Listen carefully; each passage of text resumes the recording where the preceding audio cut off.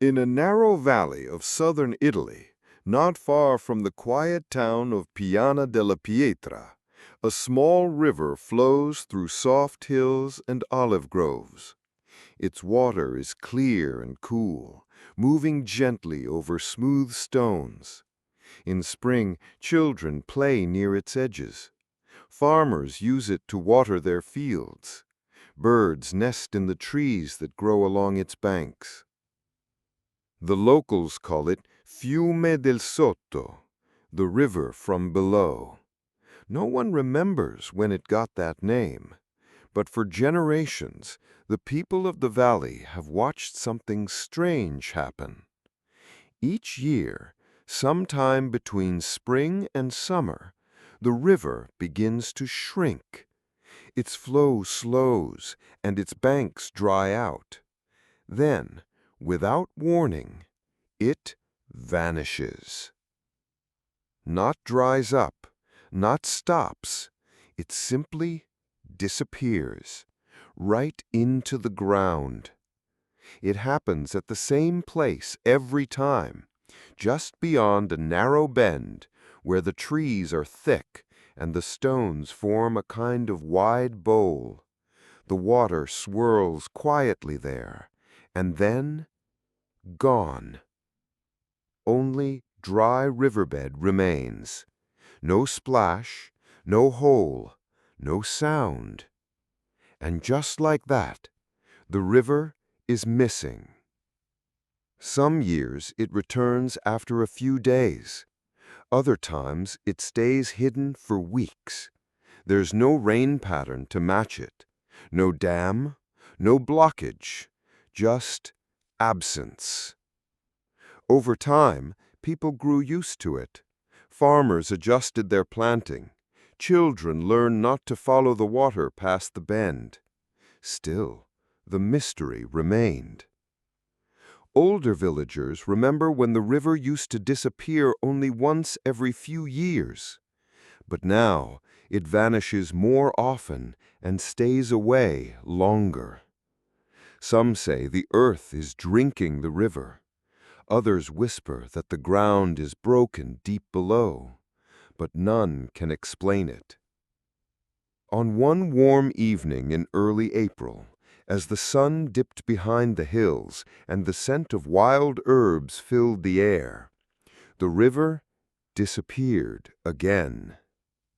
A young boy standing nearby dropped the stick into the last flowing water and watched it spin, then vanish. He stared for a moment. Then he ran home barefoot, his voice rising in alarm. "The river is gone again!"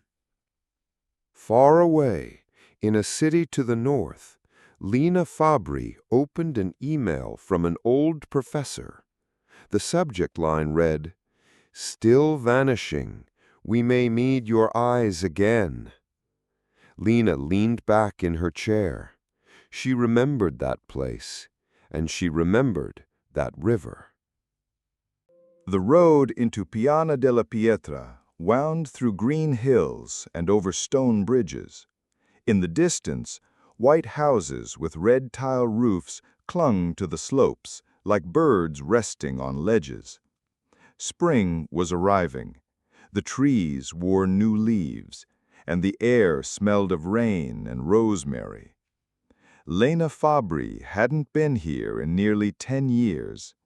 Back then, she was a university student with a notebook, a borrowed GPS, and a quiet fascination with rivers. Her final research project had focused on the Fiume del Sotto, the disappearing river. She had come, measured the land, spoken to villagers, and watched the river vanish with her own eyes. Now she had returned, not as a student, but as a trained hydrologist. Her work had taken her across Europe, to drying lakes in Spain and melting glaciers in Switzerland. But something about this small, secret river had stayed with her. It had whispered to her, quietly, but constantly, across the years. At the edge of the village, she stepped out of her car and breathed in the valley air. It was familiar, clean, still. Johnny, the professor who had sent the email, met her near the old bakery. "Nothing has changed," he said as they shook hands. "Except the river?" Lena asked. He nodded. "It's vanishing more often and earlier each year.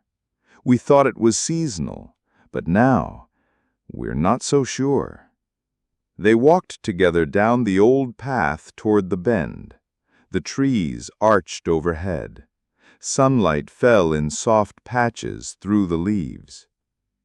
At the usual place, the riverbed was dry. Not cracked, not dusty, just quietly empty. Smooth stones lay exposed, still wet from recent flow. Lena knelt and placed her hand on the ground. It was cool. "The water was here yesterday," Gianni said. Lena stood and looked around. The landscape was as she remembered. Gentle hills, low cliffs in the distance, and the same soft silence. "I brought new tools," she said. "Thermal sensors, subsurface imaging. We can trace the moisture underground." Gianni smiled. "The villagers say the earth is drinking faster than it used to." They walked back through the village.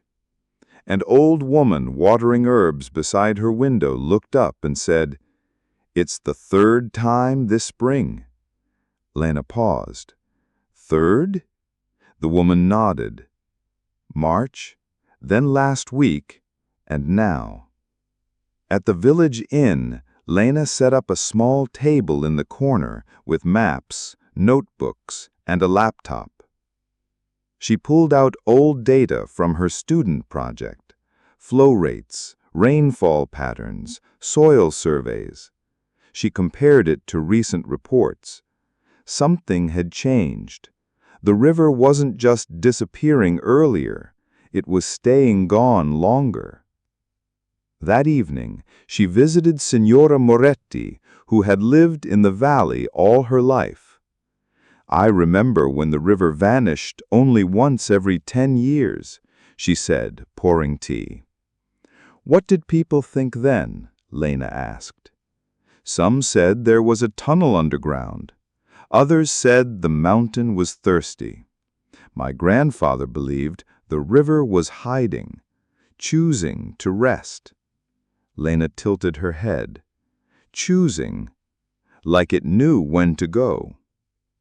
The next morning, Lena walked alone to the bend again. The air was still. A soft mist hung above the trees. She set a probe into the soil and scanned for underground moisture. The readings came back quickly. Moist, but not saturated. The water was near, but not visible. Not gone, just hidden. She stared at the stones in the riverbed. They looked like steps leading downward. She wrote in her notebook, "The river disappears into something. Karst terrain possible. Subsurface pathways likely. But the pattern is irregular, almost as if it waits for something." Lena closed the book. She had come looking for a puzzle. But what she found was a silence that asked its own questions. Lena woke before dawn. Mist hovered low over the fields, soft and silver. She dressed quickly, packed a thermos of coffee, and headed toward the bend with her tools slung across her back. The riverbed remained dry, silent, and still. Dew clung to the smooth stones. She crouched at the spot where the water usually vanished and ran her hand across the surface. No cracks, no holes, just earth. And yet the water disappeared here, always here. She set up her equipment, a soil moisture sensor, a ground-penetrating radar, and a thermal camera. One by one, she ran the tests. The results were strange. The moisture readings were high, suggesting water not far below. The radar showed loose layers beneath the surface, channels or hollow pockets in the rock. And the thermal image revealed cooler areas running diagonally beneath the riverbed, like veins through stone. "Something is pulling it underground," she whispered. Later that morning, Lena returned to the village to find someone who knew the land better than she did. Johnny introduced her to Matteo, a local speleologist, someone who studied caves and underground formations. He had deep lines around his eyes and carried a notebook with hand-drawn maps. "The land here is limestone," Matteo said, tracing a line across his sketch. "Porous, soft, easy for water to carve." He pointed to a circular symbol. "We have caves near the cliffs, deep ones. Some are collapsed, but a few still go far." Lena's eyes narrowed. "Is it possible the river enters those caves?" Matteo shrugged. "We've never proven it, but it makes sense. This region is known for karst formations, a landscape where water shapes the stone below. Sometimes rivers vanish, sometimes they return, sometimes they don't." They agreed to explore together the next day. That afternoon, Lena visited a nearby farm where the river used to flow close to the fields. An old man there, Pietro, remembered the past clearly. "When I was a boy," he said, "the river never vanished. It flowed all year. Now I hardly hear it anymore." "Do you know why it disappears?" she asked. Pietro nodded slowly. "The earth opened once, long ago. My father said there was a noise like thunder, but no storm. The next day, the river was gone. When it returned, it flowed differently." Lena wrote down his words. That evening, as the sun dipped behind the hills, she and Matteo packed ropes, helmets, and headlamps for their journey underground. They hiked out toward the low cliffs where caves had been marked on old maps. Birds flew overhead, and the trees whispered in the breeze. The entrance to the first cave lay behind a tangle of shrubs, barely wide enough to crawl through. But inside, the space opened. Cool air flowed out. The walls were damp, soft and covered with moss and smooth stone. As they moved deeper, the sound of dripping water echoed faintly. In places, the floor sloped downward sharply. In others, it widened into dark chambers. Then, after several minutes of walking, they heard it. A soft, steady sound. Not loud, not clear, but flowing. Water. They followed the sound until they reached a narrow passage. Matteo shone his light forward. In the distance, a stream of water trickled over the rock, disappearing into a crack too small to enter. Lena crouched beside it. She dipped her hand into the flow. Cool. Clean. She looked up. "It's the river," she said. Matteo nodded. "Or part of it." They marked the spot on the map and began the long climb back to the surface. The night air above felt different, darker, heavier. Lena thought about the river flowing silently beneath their feet. She didn't sleep much that night. Instead, she wrote in her notebook, "The river does not vanish. It travels, quietly and out of sight. But why now? Why more often? The landscape holds a memory I haven't yet read." Morning light spilled across the hills, golden and quiet, Lena stood by the river's edge once more. Still no water. Just stones, worn smooth by years of flow, and the faint scent of wet earth below the surface. She met Matteo near the bakery. He brought a set of older maps, some handwritten, others copied from archives in nearby towns. One showed a thin blue line that ran from the river's last visible point into the cliffs, then reappeared many kilometers south past the forest. Old cartographers called it a ghost river, Matteo said. It would vanish, then come back weeks later somewhere else. Do people still see it reappear? Lena asked. Not often, but after heavy rains, there are reports. They decided to follow that ancient path. Hiking through fields and woods, they passed stone walls covered in vines and quiet, abandoned mills, leftovers from a time when water had been constant. By afternoon, they reached a clearing with a shallow depression in the ground. At its center was a circle of stone, dry and cracked. But as Lena knelt, she found traces of moss and smooth mineral deposits, signs of past flow. Matteo smiled. When it rains hard, this basin fills, for a day, maybe two. Lena ran her fingers across the surface. So the river doesn't disappear. It just moves underground. They sat in the shade and ate bread and olives. As they rested, a shepherd passed with his goats. He paused when he saw them and said, "Looking for the lost river?" Lena nodded. "Do you know anything about it?" The man smiled. "I've heard the stories. They say the river follows the will of the land. It comes and goes when the ground is ready." "Do you believe that?" He shrugged. "It's what my grandmother told me, and her grandmother before her."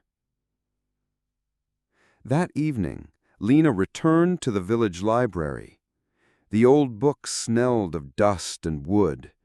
With the librarian's help, she found a local folklore collection. One passage caught her attention. The river fell asleep under the earth when the hills grew tired. Only when the stones remember the sky will it rise again.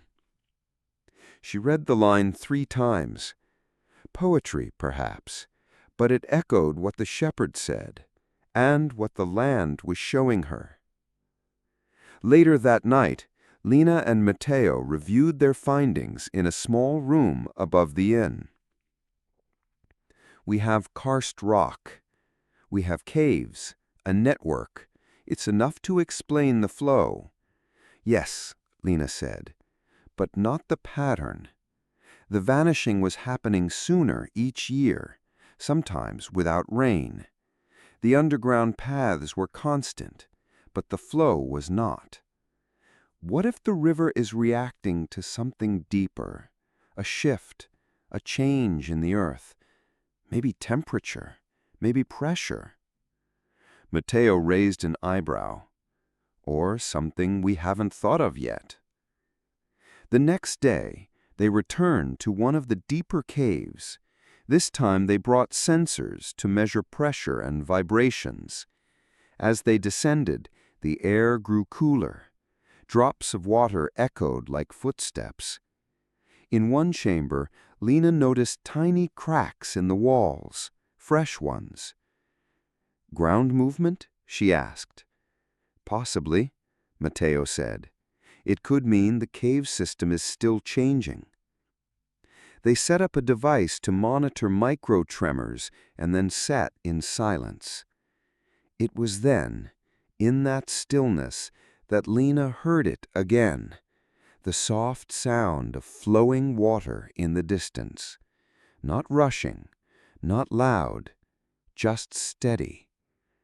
The river was there, hiding, moving, waiting. Back on the surface, Lena made another note in her book. The science is sound, but the story is so too. The river disappears when the land tells it to. The following morning, the sky turned gray. Thin clouds slid over the valley, and the wind felt cooler, as if something beneath the earth had stirred overnight. Lena and Matteo packed ropes, water, and lights. They were going back underground, this time deeper. They returned to the narrow entrance behind the cliffs, where the moss-covered stone opened into shadow. As they climbed down carefully, the cave walls felt damp. The path they had followed before was still visible, but it had changed. A large section near the lower chamber had collapsed. New rocks blocked part of the way. "Recent movement," Matteo said, shining his light over the rubble. They adjusted their route, squeezing through a smaller passage where the walls narrowed. After a steep descent, the air grew colder. The stone was smooth here, shaped by water over thousands of years. The sound of dripping returned, steady and slow, like a clock no one could see. Then they found it. A wide chamber hidden behind a fallen wall opened before them. At its center was a pool, still, dark, and deep. Thin streams of water trickled into it from cracks above, collecting in silence. It wasn't large, but it was clear. This was where part of the river had gone. Lena knelt beside the water and touched it. Cold. Not icy, but colder than the ground around it. She pulled out a sample jar and filled it. "Can we follow where it goes?" she asked. Matteo examined the pool's far edge, where a narrow tunnel sloped downward into darkness. "Possibly," he said, "but it's risky." Lena looked at the map. If that tunnel continued, it might connect to the basin they had visited days before, the one that filled after heavy rains. "We don't need to go far," she said. "Just enough to confirm the flow." They tied safety ropes and checked their lights. Then, one after another, they crawled into the tunnel. The space was tight. They moved slowly, hands brushing the stone, boots scraping wet rock. The sound of dripping water echoed around them. After what felt like an hour, the tunnel widened into a narrow channel. Water ran along its base, shallow but fast. The air smelled of stone and something older, like the inside of a locked room opened after years. Lena set a small sensor in the stream. It would track the water's direction and speed. The readings came quickly. "It's moving west," she said, her voice echoing off the walls. Matteo nodded. "Toward the basin," he said. They sat in silence, watching the flow. "This is the river," Lena said quietly. "It never vanished. It simply chose a different path." When they returned to the surface, the rain had begun. Not heavy, just a soft, steady fall that touched the trees and turned the soil dark. Lena stood by the dry riverbed again and waited. Nothing. But the next morning, when she returned, the river had come back. Water flowed again, slow but steady, curling around the stones. Birds fluttered along the edge, and the breeze carried the faint scent of wet grass. Children came to watch, laughing as the water returned. One boy placed a leaf into the current and followed it with his eyes. Lena smiled. But the mystery wasn't finished. In her room that evening, she reviewed the data. The water had returned without rain reaching the upper valley, and the speed of its underground flow didn't explain how fast it had reappeared. There were gaps in the map, empty pockets between caves and chambers, places the sensors could not trace. She opened her notebook and wrote, "The river travels through known paths, but also through something else. Layers of stone, or time, or memory. Science explains the direction, but not the decision." She closed the book and listened. Outside her window, the river flowed again. The river ran for 5 days. Each morning, Lena walked to the bend to watch the water glide over the stones. The flow was gentle, the current steady. Birds returned to the trees. Farmers brought buckets.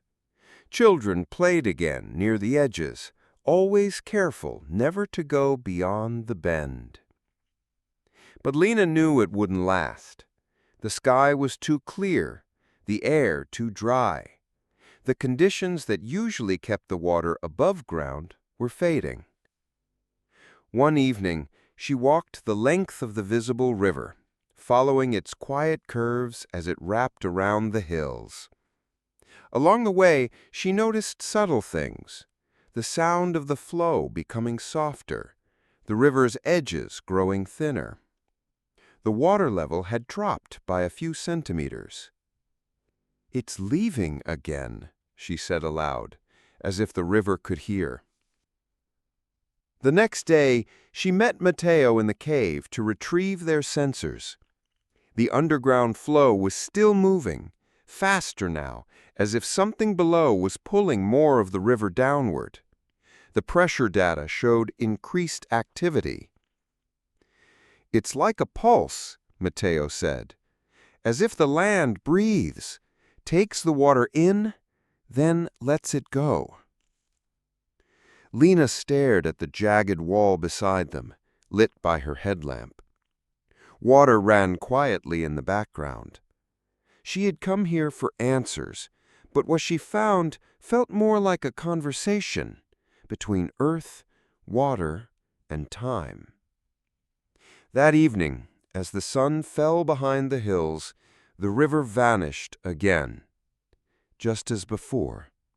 No splash, no sound. One moment there, the next gone. Lena stood at the bend with a group of villagers. No one spoke. The silence held something sacred. When the last ripple disappeared beneath the stones, a boy turned to her and asked, "Where does it go?" She paused. "It follows its path," she said gently, "even if we can't see it."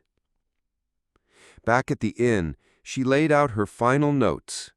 The maps were more complete now, with new points marked: cave entrances, flow rates, possible chambers, sinkholes, water reappearance zones. The data told a clear story, at least scientifically. But she kept thinking about the stories people had shared, the river choosing when to appear, the land opening and closing. A ghost river, a memory in the hills. Science had mapped its body, but not its mind. The next morning, Lena prepared to leave. She packed her sensors, sealed the water samples, folded her maps.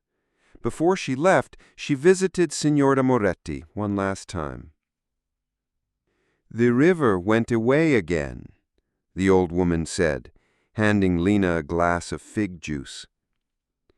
"Yes," Lena replied, "but it's still there, just under the ground." The woman nodded. "We always knew." As she drove away, the hills rolled past her window, quiet and steady. The river was hidden again, like a thread beneath a fabric. But it had not disappeared. It had simply returned to where it began, out of sight, still moving, still real. She thought of the words she would use in her final report. The river does not vanish. It shifts. It listens. Its course is shaped by stone, but also by silence. And what remains unseen is not always unknown. And in that silence, somewhere far beneath the ground, the water moved again, without witness, without sound, but not without purpose. Learning recap. Key vocabulary from the story. Vanish. To disappear suddenly and completely. Example: the river vanished without sound, leaving behind a dry bed. Underground. Beneath the surface of the earth. Example: the river continued to flow underground, hidden from view. Cave. A large natural hole in the ground or in the side of a hill or mountain. Example: Lena and Matteo found water flowing through a deep cave system. Karst. A type of landscape made of soft rock, like limestone, shaped by water. Example: the valley's karst terrain helped explain the river's disappearance. Sensor. A tool that detects and measures physical properties, such as heat or movement. Example: Lena used sensors to track the river's flow beneath the surface. Flow. The smooth, steady movement of something like water or air. Example: the river's flow slowed before it vanished again. Chamber. A large enclosed space, especially one underground. Example: water collected in a hidden chamber inside the cave. Tiny cracks. In the cave wall showed signs of ground movement. Network. A system of connected paths or parts. Example: the cave system formed a hidden network beneath the valley. Mystery. Something unknown or difficult to explain. Example: even with science, the river's behavior remained a quiet mystery. Useful sentence patterns for practice. Number 1. It wasn't just noun, it was. It wasn't just a cave, it was a hidden chamber full of water. Number 2. No one could explain why. No one could explain why the river vanished at the same place every time. Number 3. Even if clause. Even if we can't see the river, we know it still flows. Number 4. It seemed like the land was breathing with the river's pulse. Number 5. What remained unseen was not always unknown. Comprehension questions. 1.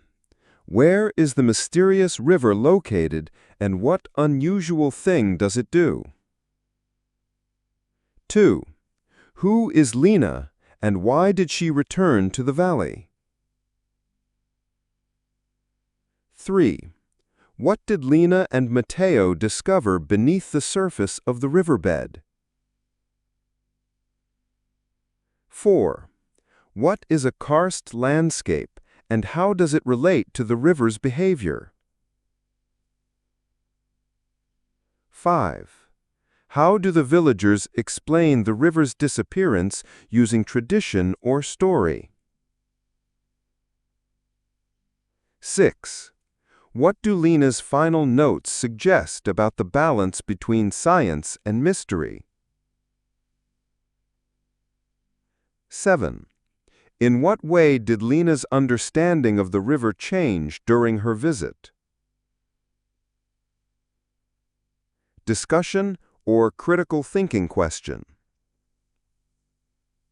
Do you think every mystery in nature should be solved by science, or is it okay for some things, like a disappearing river, to remain unexplained? Why do you think people sometimes prefer stories over facts?